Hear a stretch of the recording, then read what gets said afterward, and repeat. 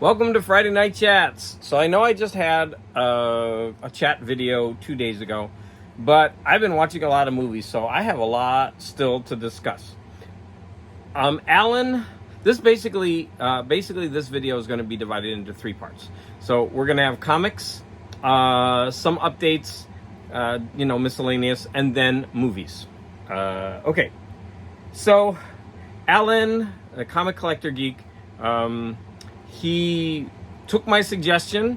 I asked him if he wouldn't mind doing a theme about bratty or demonic children. Because whenever I see the covers I'm about to show you, they always stop me and I always look at them. They're just really interesting to me. And so I really want to see what other comic collectors have. Now, of course I have things like Dennis the Menace and Huey, Dewey, and Louie, these kind of comics, but I didn't pull those. I wanted to stick to the kind of DC comics they're just a weird DC, when they were basically joke comics. They didn't take themselves seriously. They were geared toward a younger audience. And so, my dog, he's going to do that. On Wednesday, I had to edit my video because of him, and I had to cut all the parts out where he was doing that. I don't know, he's got something wrong with his throat, like a hairball, even though cats have hairballs. Okay, so I'm going to show, I only have 5 comics to show. So the first one is going to be this Action Comics, what number is that? Number 354, it's a 12 center. That's not too bratty, but there's Superman, he's wailing on a child. We're not allowed to do that anymore. So you want to fight Captain Incredible? How do you like my Sunday punch? Ho-hum, Superman. I haven't felt a thing yet. Look at this costume. Stronger, swifter, and more invulnerable than Superman. Meet that puny powerhouse, Captain Incredible. Okay. This one makes me laugh. Action Comics number 315, featuring the juvenile delinquents from Alpha Centauri. Great Scott, it's Ziggy and Zaggy, those brats from outer space. Now when Superman calls you a brat, you must be bad because he has the patience of Job. They're causing me more trouble than kryptonite. Glad to release you, sir. Our blaster ray will melt those bars like butter. I love it. Ziggy and Zaggy, those brats from outer space. I guess he got practice from this one. So here we have Superman number 192. And this is Clark Kent's super brat. So how would you spank an invulnerable child? That's the problem I'm faced with in my Clark Kent identity. After I lose my Superman powers, marry Lois Lane, and become the father of Clark Kent's super brat. So that kid won't stop shoveling in the cake. First of all, we're not allowed to beat children anymore. This is so funny. How would you spank an invulnerable child? I don't know why these make me laugh so much. And this is the world's best-selling comic magazine. She's like, Lois is like, oh, my cake. All right. This is my favorite bratty child cover. So here we have Action Comics number 410. And this is a double issue, so it's 25 cents. So we've got Superman defending his satanic son. The satanic son of Superman. And look at his face. He looks like a Vulcan. He's an evil Vulcan, but he's actually a satanic son. And Superman's going like this. Like one little flick and that cop would go flying. Turn him over to us, Superman. You don't know how evil he is. Stay back. I don't care what he's done. He's still my son. Look at him. He's got that look like, whatever, biatches.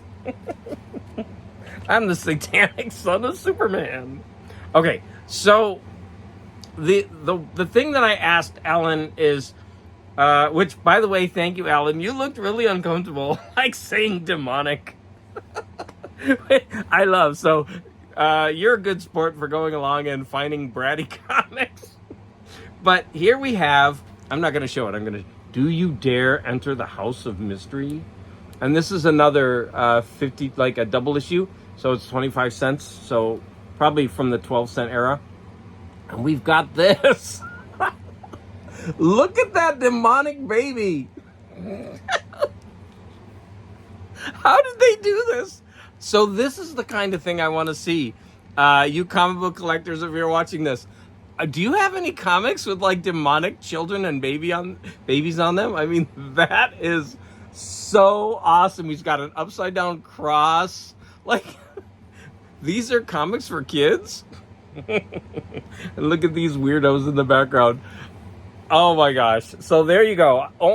Although I only have 5, I'm really, really looking forward to what other comic collectors out there have, especially if you have some of these DC comics. I think these things are gold. They've got to be some of my favorite covers. So that's really why, one reason why I wanted Comic Collector Geek to do this theme, because I really want to see what other people have out there. All right. Angel. He's like a honking duck. He's fine. I know it sounds weird. Come here. People want to know that I'm not hurting you. Come here. Are you okay? Come here. Show everybody that you're fine. See, he's fine. What's the matter with your throat, honey? What's the matter with your throat? Okay, so in my last video, I talked about this, and I talked about how it sounded like a songbook, an American songbook of standards, and I've listened to it a lot more since then.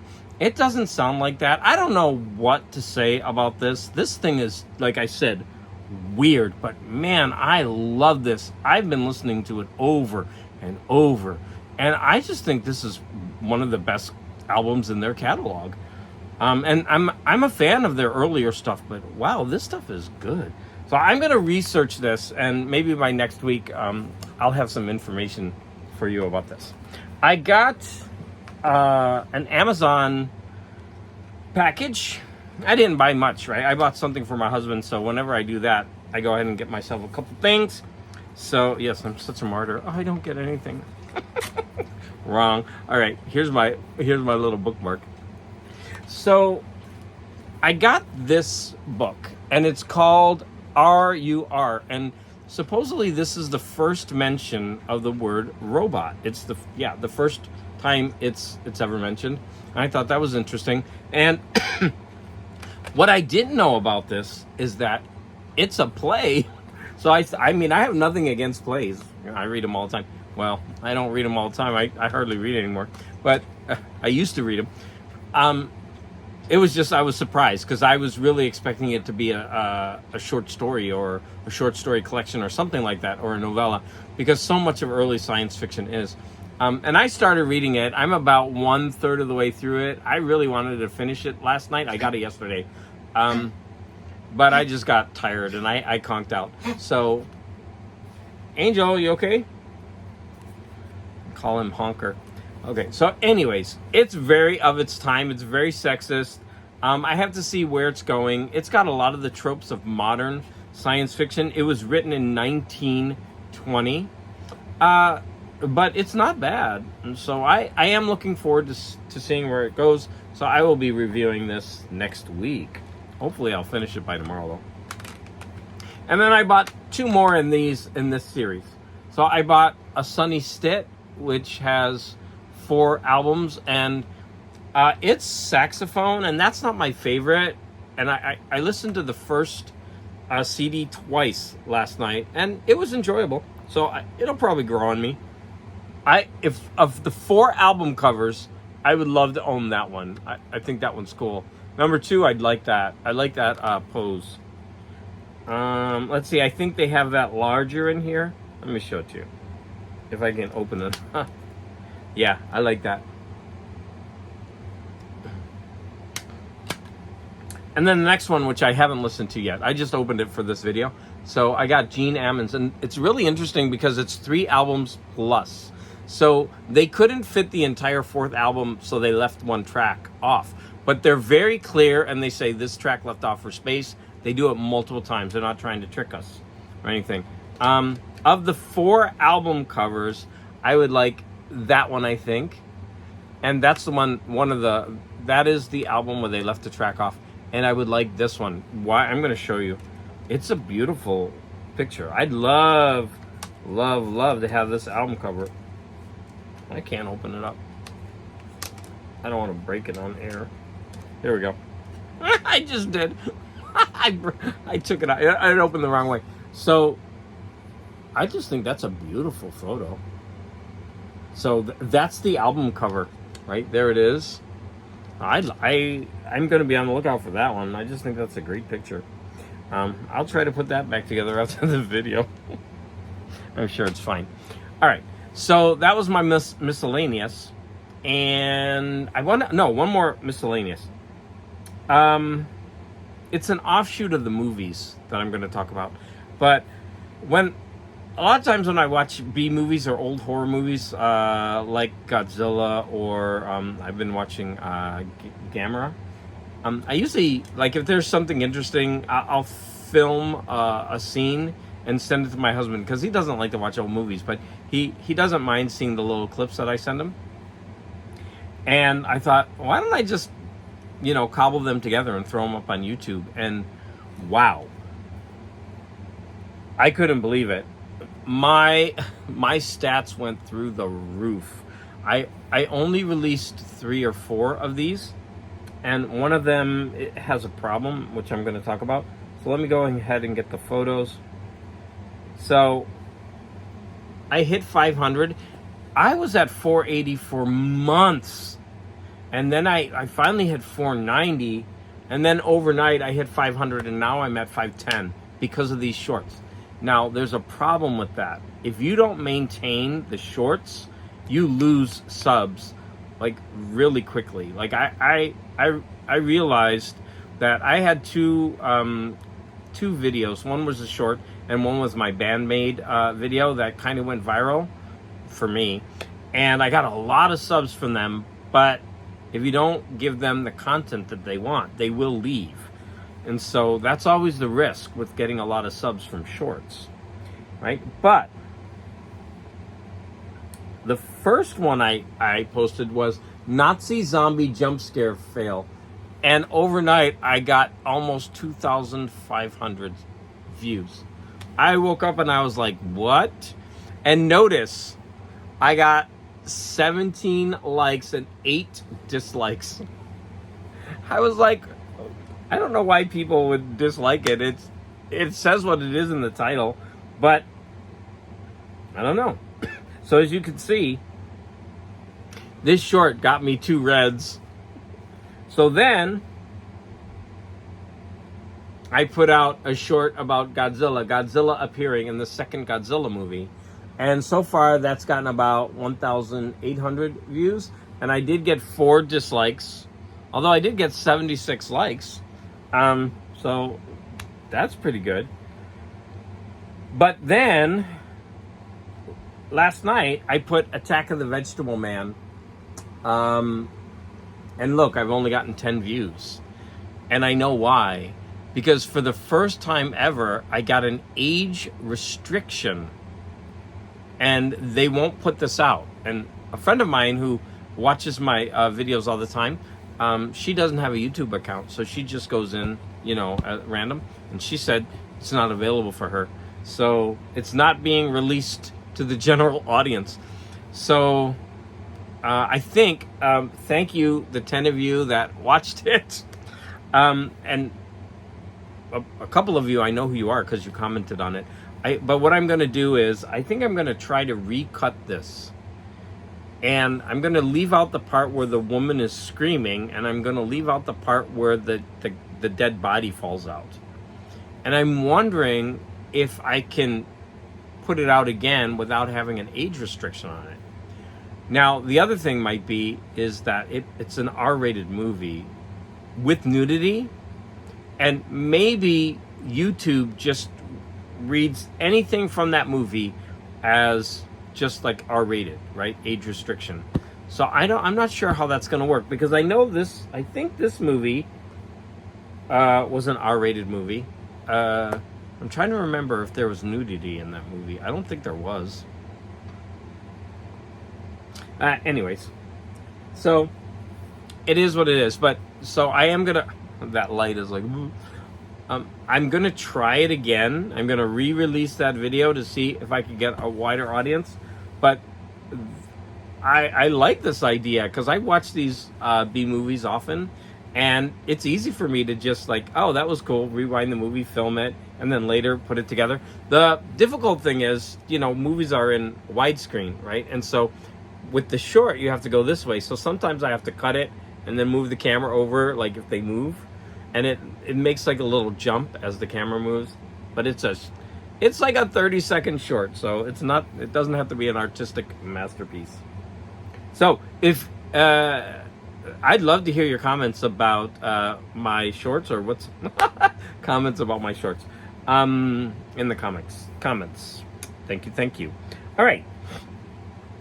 So I've got 1, 2, 3, 4, 5, 6 movies to talk about, and that's funny, right? Because just on Wednesday I had 6 movies to talk about, and now I have 6 more. And I warned you, like, I've been watching a lot of movies. So I haven't been on YouTube as much, and so let's go ahead and talk about them. Oh, I put my tea all the way over there, and I need a drink because my throat is getting dry. All right.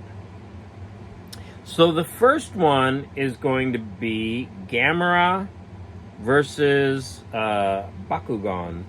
So let's look. So here's the poster from it. So this is the second Gamera movie, and it was made in 1966. And of course, it's very schlocky. I mean, you could just tell right, from the poster. It wasn't bad. The funniest thing is, right, it's an hour and 30 or 40 minutes, right? And no monster appears until 40 minutes. It's like all human drama. And the funniest thing about these movies is they're not supposed to be about human drama. They're supposed to be about the spectacle of these giant monsters and fighting. But they always have to make it about something human to pad out the movie. Now, in this movie, they go to an island in I think it's Tahiti or something.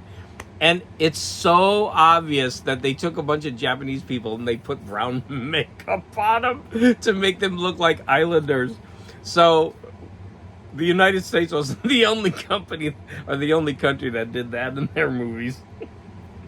So here's a more modern poster for Gamera and Bakugan. Now, at the end of the last movie, Gamera was flying off in space, so they had to come up with a device to get him back. And so a meteor comes along and hits him, and he comes flying back down to Earth. Yeah, what are the chances of that? But whatever. Here's another poster for Gamera and Bakugan. The monster fight scenes were pretty fun. I liked it. So what I would say is, if you want to watch this movie, skip to about 40 minutes in, and you'll be going, unless you want to see all the Japanese people in brown, you wouldn't call it blackface, you'd call it brown face, I guess. It was just weird. There's another cool Japanese poster. I bet these posters are worth some money. Oh, there I am, 500 again. Woohoo! All right, let's go back. So the next one I saw was the second Gamera movie. So I thought, well, you know what? You might as well start watching the Godzilla movies. And I've seen Godzilla #1, both versions, many times. So I went right to the second one. And this one was Godzilla Raids Again from 1955. Now, this is, of course, 11 years before the Gamera versus Bakugan movie. But wow, can you tell? Like, it's so funny because when Godzilla goes to fight, he goes like this. It's so obvious, man. He's like, And he does it every time. I'm wondering if that's like something cultural in Japan. But here's the Criterion Collection poster of that. So Godzilla is fighting. Oh, who's he fighting? I forget the name of this creature that he fights.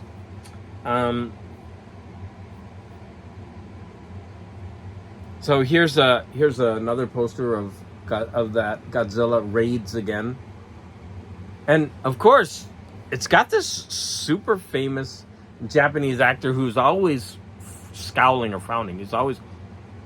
It's like, I wonder if he ever smiled. There he is. Godzilla looks so bad in this movie. But hey, it was silly fun. The way they get rid of him at the end is just kind of pathetic. They like bury him in ice after like shooting rockets at like an ice mountain, and Godzilla's just standing there the whole time. But hey, it is what it is. It's a fun. I thought it was fun. But yeah, this one, you did have a little bit of monster at the beginning, but then it went into the long exposition, so you had to wait another 30 minutes for more monsters. That's the way it is. Okay. The next movie I watched, this one hit me. This one was tough, and that is The Whale. Now, I've been wanting to watch this ever since it had the hype from the Academy Awards. I really wanted to watch this, and I didn't realize that it was a Darren Aronofsky film. And I love his movies, love them. And I actually loved this movie. It really packed an emotional punch for me. And I thought Brendan Fraser was amazing. I mean, it was gut-wrenching watching this movie. It's like almost like, I guess for some people it would be too much. And I started looking online, and there are like threads of the least watchable to most watchable Aronofsky movies, or the ones with the least emotional impact. Like, his movies really pack a punch. I didn't realize it, but this is based on a play. And afterwards, you can totally tell that because it takes place all in one location. But it totally makes sense because he's a super obese man who can't get around. I just thought this was riveting. There's major players in this movie. Like, there's the one young girl from Stranger Things, the ones who wore the headphones to Kate Bush. She's in that. She was really good. There was another woman who was in the movie with Matt Damon where they were shrinking, downsizing. So she's in this movie. And in that movie, she had, I think, a Vietnamese accent, very heavy. And in this movie, she doesn't. So that was a little bit jarring for me at first. But, whoa, she's really good in this movie. And then the other person in this movie, it took me a minute to remember who she was. So she's the leader of the Whisperers in The Walking Dead. You know, the one who's bald. She plays a part in this, a very big part. Well, not huge, but a major part in the movie. And so I was like, oh my God, where have I seen that woman? You know, that kind of thing. And so I finally remembered. The Whale is so worth your time. You really should watch it. I'm telling you.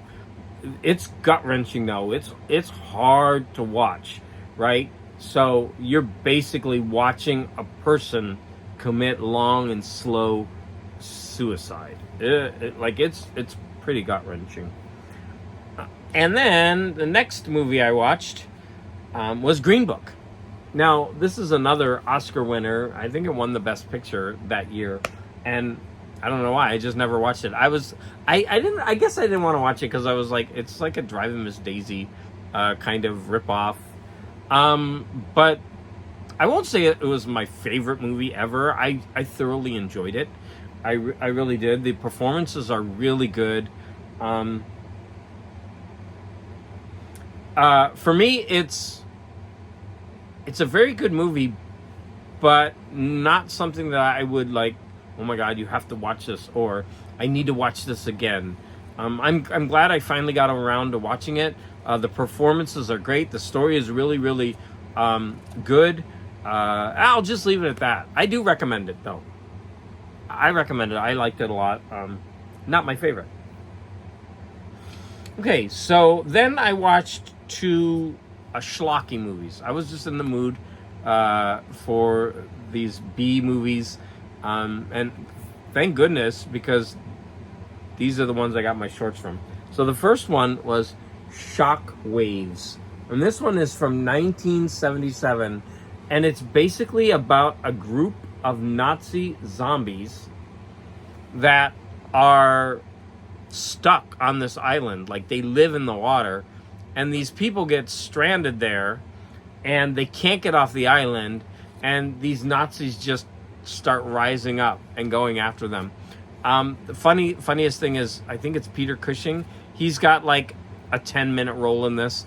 He was the big name of the movie, but he's soon killed off, because, they only have the budget to have him in for a little while. The ocean spits up what it can't keep down. I'm going to say that there were a couple of really cool scenes in this movie. And it all had to do with these Nazis, like, coming up out of the water, one after the other. In fact, I really thought those were really well done. The rest of the movie is, typical. Just, schlock.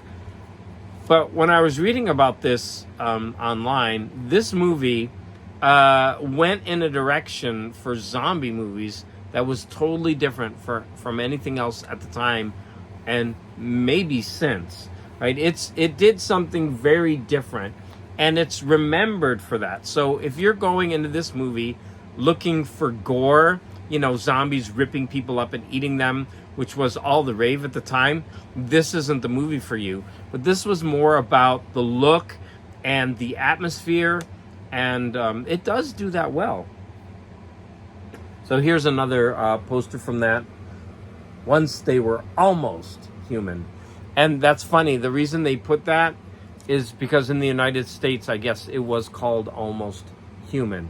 This movie had 3 different titles, right? But it's I think that the universal title now is Shockwaves.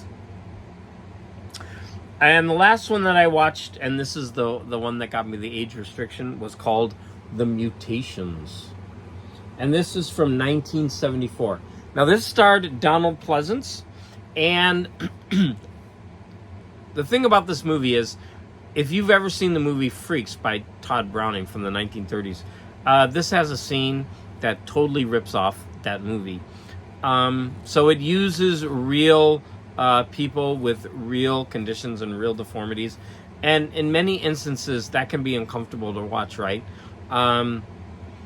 They even have a 5 to 10 minute scene where they enact the entire freak show, as they call it. So the people come in and they sit down and we watch the entire freak show from beginning to end, and that can be very off-putting.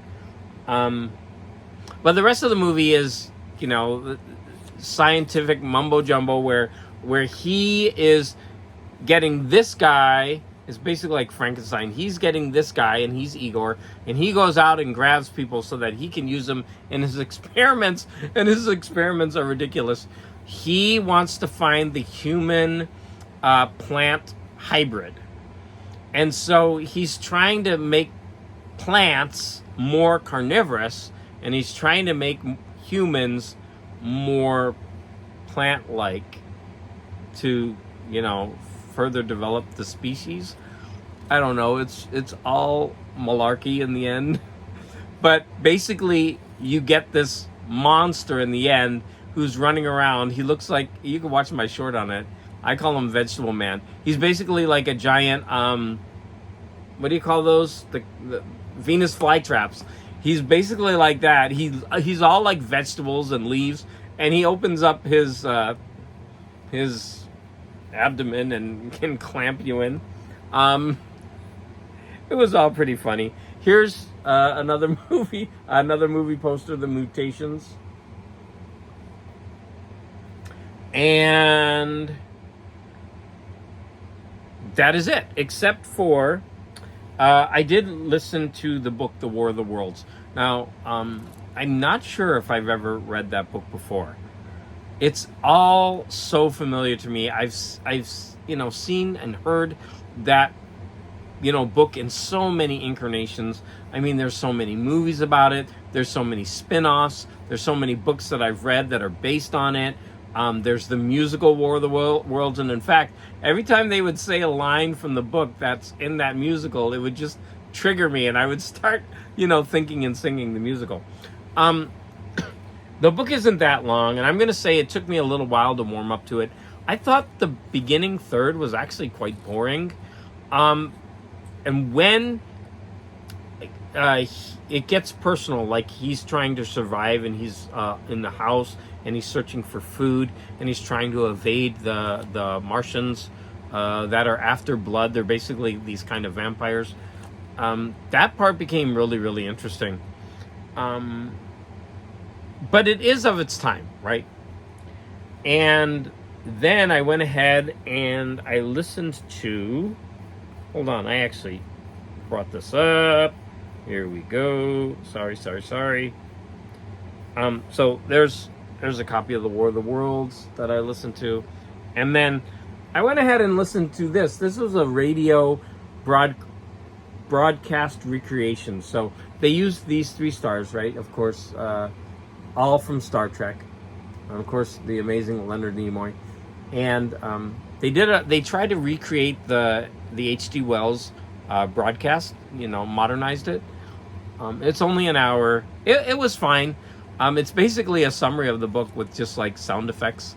But the really good thing is they use lines of the text throughout this, and so just having listened to the book, I would recognize those lines, and also from the musical, whatever. So yeah, I went on a little War of the Worlds kick. And the next classic that I'm going to read is Frankenstein. And I believe it or not, I don't think I've ever read Frankenstein. I know that's quite shocking. Now, I've read Dracula, I've read Phantom of the Opera, but I don't know why. I don't think I've ever read Dracula. So, I was actually going to go off and talk about all of Darren Aronofsky's movies, because I love them so much. But I'm already 32 minutes. Now, if that is something that you would like me to do, if you want to hear my opinions of all of these Darren Aronofsky movies, then please let me know in the comments. And again, happy Friday. I made it through my first week of work. I have some doozy stories to tell you, but I'm already over time, so I'm not going to do that. Again, I want to thank Alan, the comic Collector Geek, for featuring my theme this week in the comics. That was so awesome. Please check out his channel. I love his Friday night channels. And then check out the other people who do them too, showing off their comics. Some of them show off like comics that are thousands and thousands of dollars, and I'm always just like drooling. And I show my comics that are all beat up and torn. But anyways, I want to everyone just have a great weekend, and thank you for the support.